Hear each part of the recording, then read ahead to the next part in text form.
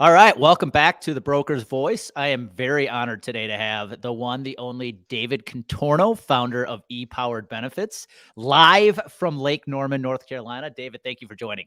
Thanks, Andy. Good to see you. You too, man. Now, most people know who you are, but for the very few that may not know who David Contorno is, let's take a step back because I think you have an interesting story of how you got in the benefits space, the benefits industry. And I also want to take it fast forward up to that epiphany, that aha moment when you had, wait a second, I have been doing this the wrong way for far too long. So let's start with, how the heck did you end up in the health insurance industry? Well, my very first job in insurance, believe it or not, I was 12 years old, and I grew up in this very small school district outside of New York City. And the year that I was entering seventh grade, they had taken the seventh and eighth grade out of the elementary school building and combined us with the high school building. And in the high school building, they had a little employment office. I remember this very clearly. There was a board, like a caulk board, and there were little job postings up on 3x5 cards. And most of them were like babysitting or tutors. But there was this one for telemarketer. And I don't know why exactly I was possessed, but I remember ripping that card down and calling the phone number that afternoon. And I always sounded older, especially when I was young. And the guy didn't ask me how old I was. So he says, well, come on down for an interview. So I bike a long way, and I was very out of shape at this age. And I get there and I'm all sweaty, and I walk up to this guy and he's like, whoa, whoa, whoa, how old are you? And I said, 12. And he said, no.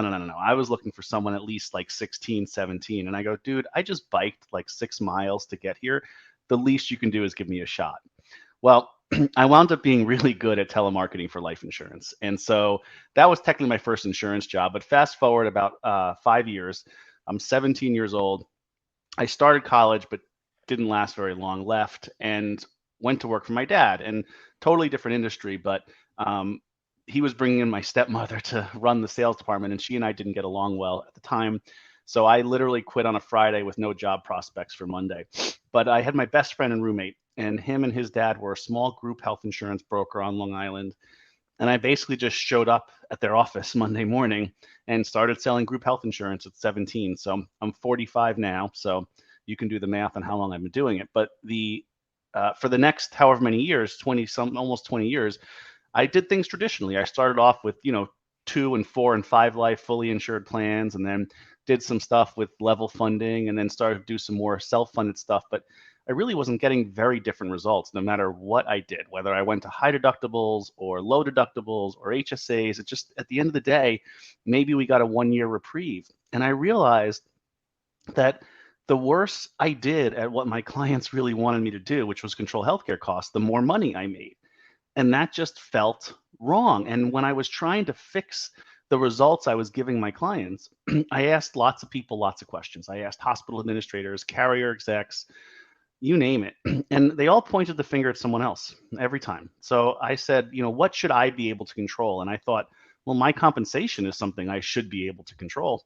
So I went to the next client, and most of my clients, when I asked them, do you know how I'm paid? They would say, I guess you get something from the insurance company, but they really don't know, even to this day.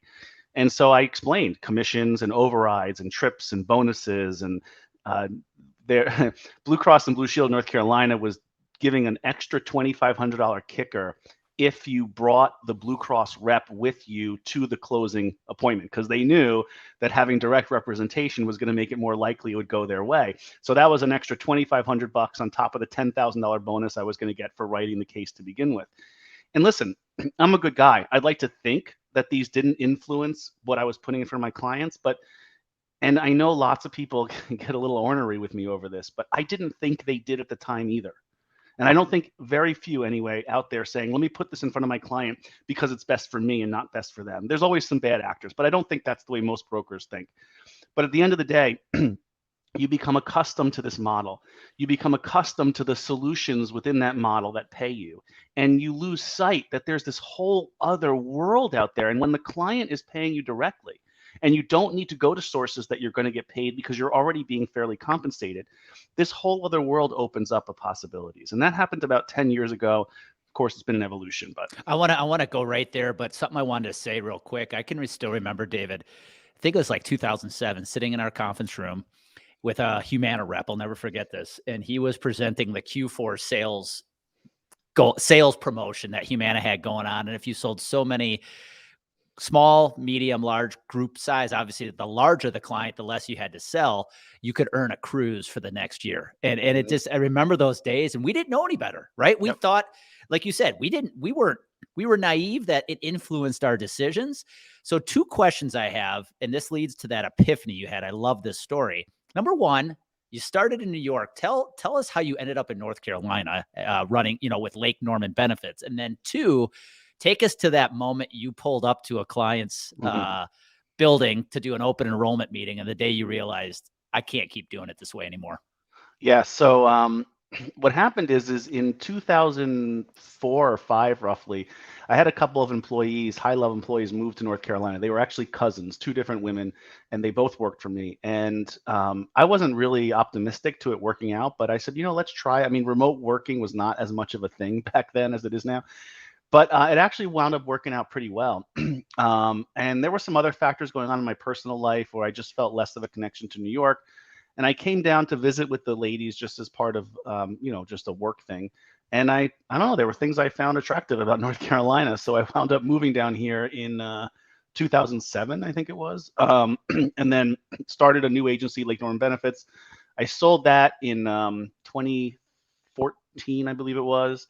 I worked as a partner with the firm I sold it to for a couple of years, but one of the things that gave me a lot of freedom, and I know I was in a very lucky position for this, but by selling, I would have United Healthcare, which was the carrier we did the most amount of business with, come to my office and say, David, if you don't close more business with us, we're going to cut your contract completely.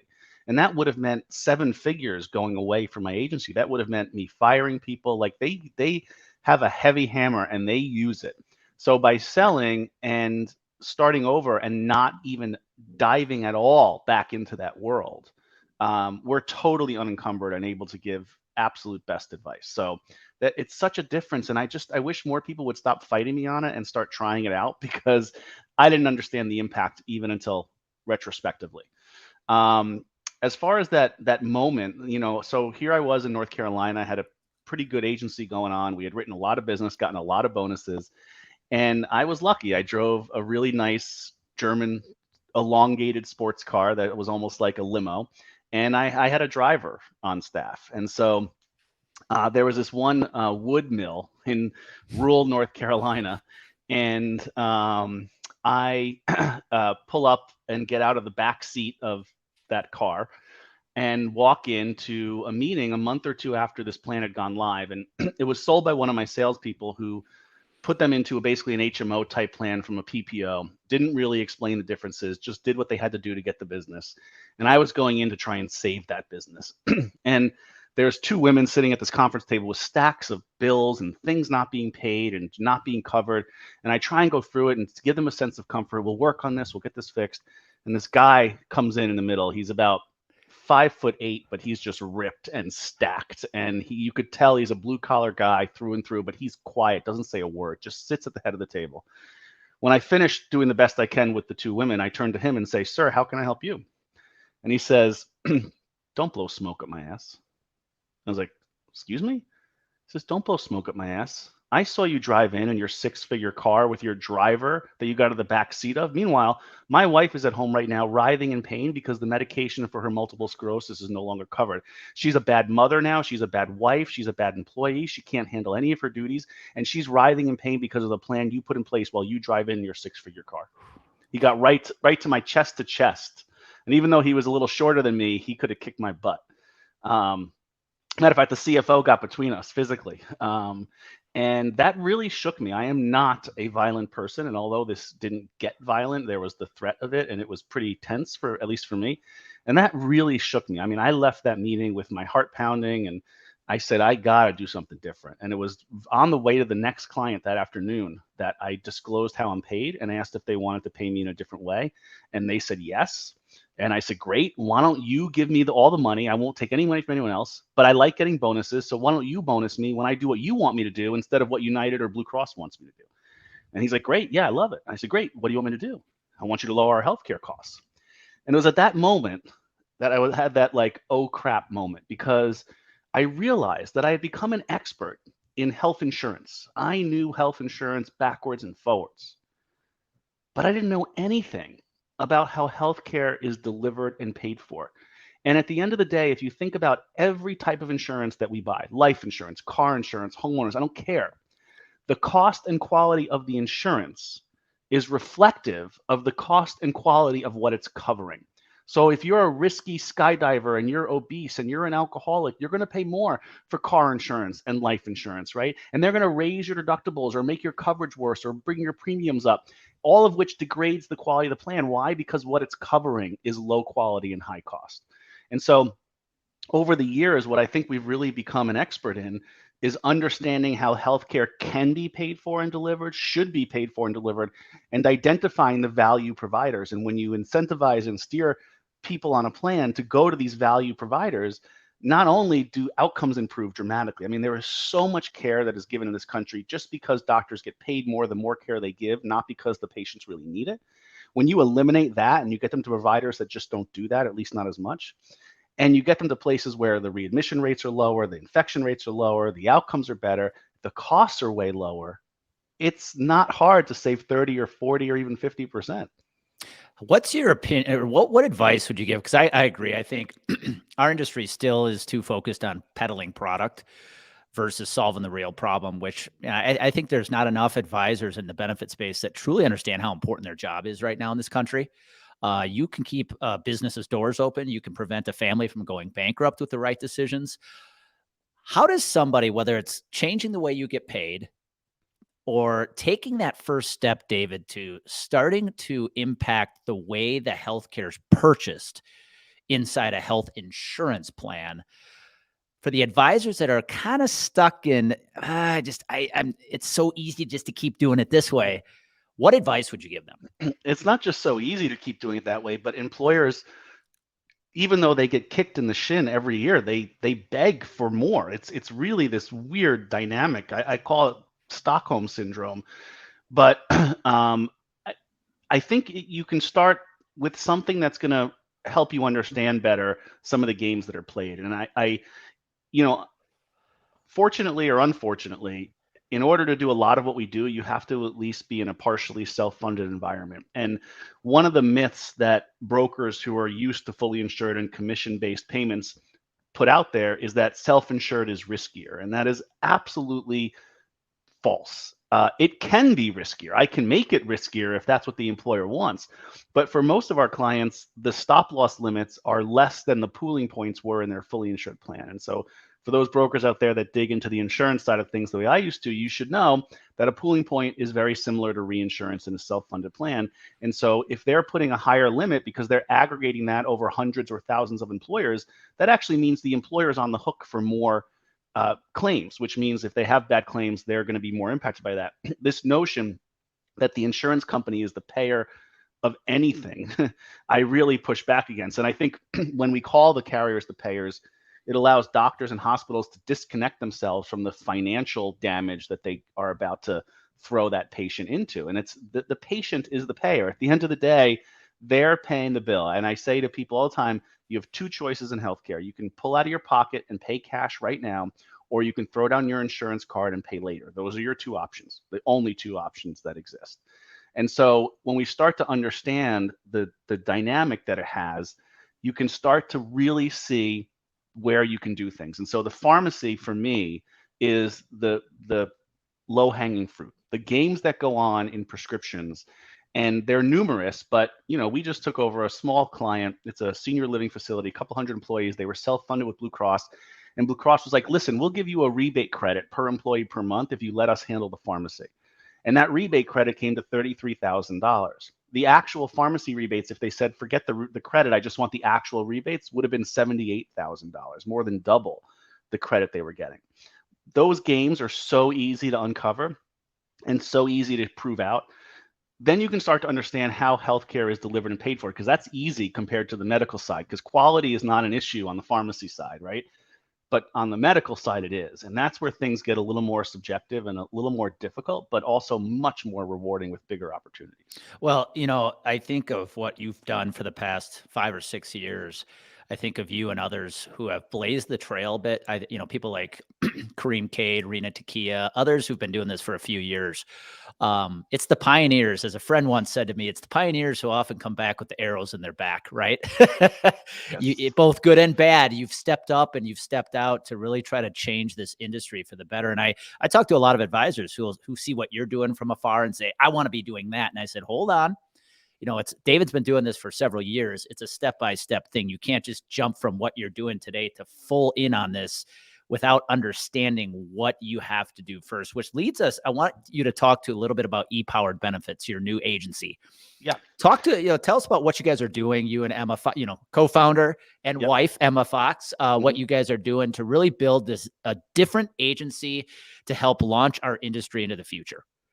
Well, first of all, we don't accept commission or any overrides on our medical plans. The only payment that we get, there's one exception. We have a client that acquired a couple locations that have Kaiser. They maintain Kaiser because it's clinically integrated. I feel a little more comfortable with that, and they're fully insured. There's nothing we can do, but every other client and the rest of their plan, with that one exception, we get paid from the client directly. And with most of our clients, it's a flat fee plus a performance bonus at the end of the year tied to typically lowering costs. Although with some clients, it was tied to clinical improvements in employees' risk factors, which was kind of cool. So what that did is it allowed us to start turning these dials that otherwise you didn't even know existed, let alone how to turn them. And I say to employers now all the time, I said, if you think 30 or 40% is a lot of savings, if you knew how much was really there, you'd think we're doing a bad job, because there's so much more than that. We're just going after the easy pickings. And so when, for whatever reason, I started to share some of this stuff online, and people would ask, are you really doing this? And some were skeptical, some were disbelieving, some were combative. But I took this mentality of just share, like, a rising tide raises all ships, as is often said. And people started to reach out and say, David, I want to learn more. And so I said, wait a second, why don't I partner up with you? Because I can teach you as much as I can, but until you actually get an employer to say yes, and then execute on it multiple times, because every employer is different, has different employees, different medical needs, you're not going to be able to do this on your own. And so we started to partner up with brokers and consultants to help them do it. And it was really Emma coming on board that really formalized this program into what we now call our co-consulting program. So we have dozens of brokers and consultants around the US, and our goal is to partner with them on just enough cases until they're able to do it on their own and they don't need us anymore. And we do a split of the revenue on the ones that we help them on. But once they feel okay to do it on their own, we don't take a piece of that. We just have two asks. One is that when they feel good enough to teach someone else, like we taught them, we do that. And when they learn new things along the way, because they will, that they teach those things back to us. And that's it. But I will say it's not easy. It's not easy to get an employer to say yes. It's not easy to get your agency to say yes if you're not an owner, when they're used to that commission model. And then it's hard to get employee buy-in. Like, this is an uphill battle, but when you get it, when it works, when people start to see it and believe it, and employers get angry over the way they've been taken advantage of for so long, it is so rewarding. Well, I know the advisors I coach, when they're trying to do some of these things with pharmacy and musculoskeletal, just even moving a group to an unbundled self-funded plan, that first time they do it, once they do it once, you can just see the confidence skyrocket that, okay, I can rinse and repeat this now over and over and over again. So I got an advisor listening in, David. Let's say he or she wants to learn more about this. I think one of the best ways to do it is what you got coming up. Yeah. The U-Power Benefits Symposium. Now, I will say, I saw it when you guys first posted. I'm like, oh, great. Another industry event, another industry conference. But tell us why this is going to be different. Sure. Again, I mean, this was largely Emma's doing and continued effort and work. But the premise was, first of all, the pandemic now coming up on approaching 2 years by the time that this goes on, there was this need for reconnection. And I think, I don't want to say the pandemic has gone away, because it hasn't, but it's sort of settled into normal life again. And so we wanted to foster that in-person connection again, number one. Number two, I feel like there's really kind of three types of conferences out there. There's ones that try to motivate you to do something different, but most of us go back Monday morning and do the same thing. There's ones that try and show you solutions, like here's the other end of the rainbow, but they don't really give you a functional path of how to get there. And then the third is just to drink and socialize. And so, we're going to have little pieces of those. But what's really going to be different about this is that I don't care if you're a small group fully insured, large group self-insured, Medicare, individual, everyone is going to learn something about our healthcare system, about how they can help themselves, how they can help their clients, their family members access quality care, how to price it reasonably, how to make sure you get a reasonable price on it, why doctors are as much a cog in the system as anyone else, and how they are, just like brokers are unwittingly contributing to the increase in costs, so are doctors. We're going to have a bunch of doctors there. We're going to talk about every solution that we bring, why we bring it, and what it does, and how we do it, where we stubbed our toes, where we had successes. But I think the two things that are really going to be most influential, the number one most influential is Emma created a course called the Certified Health Value Advisor that has now been validated by the Validation Institute.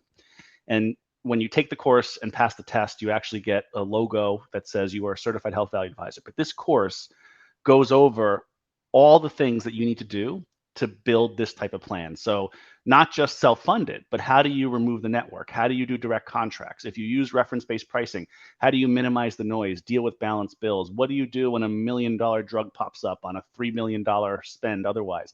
We're going to show you all those things, like literally what we do, who we speak to, why we do it, and how we do it, and what partners fill a health plan out that allow us to do it and support us to do it. So it's really going to be very functional. And again, no matter what space you're in, you're going to walk away with something that you can do differently to bring value to your clients. Awesome. I agree. I think there's, when you look at the conference opportunities in our industry, there's a lot of what I would call theory, right? You go, you get jacked up, they teach you all these great things, but now you're left to go apply them on your own. And like you said, by Monday morning, you're already back to doing what you've always done. Tactical theory and tactical being mixed together in a conference is so important. So I know you guys are almost filled up. If somebody wanted to sign up, where is it? When is it? How do they get signed up? It's February 6th to 9th in Phoenix, Arizona at the Canby Hotel. If you go to epoweredbenefits.com, there's a link there. We're not looking to make money on this conference. We're looking to just cover our costs. There's no carrier sponsorship whatsoever. All the sponsors are the partners that help us do what we do every day. And we have a really broad mix of both speakers and attendees. From one of my favorite panels is a former fee-for-service primary care doc with a former hospital administrator with a former very high-level carrier exec, all of whom have turned the corner, come to the other side, and they're going to talk about what it's like on both sides. Many listening to this probably know who Dr. Marty McCary is. He's become pretty prominent in the healthcare field and the health insurance field with several books. He's going to be our closing keynote. You're going to have a chance to interact and get to meet him. As a matter of fact, all of our speakers that have written a book, we're going to have a meet the authors little get together. And then there'll also be a charity roast of yours truly. That has a $50 fee that goes fully to RIP Medical Debt, which is a partner that we have done several fundraisers with, where they purchase in bulk people's medical debt, for pennies on the dollar, and then pay it off for them. The fact that we even have to do that is just a sad testament to our healthcare system. But yeah, so it's going to be very functional, very informative, with real world things that people can do from every space. That's awesome, David. Well, I want to appreciate, I know you're super busy, so I want to appreciate you for taking the time to be on here. If you're listening in, by the time this thing airs, the symposium will be a few weeks away. Do yourself a favor, get signed up if there's any space available. Because I agree with what you said, David. It's easy to go to a lot of these conferences. I call it, you're paying to join the cool kids club.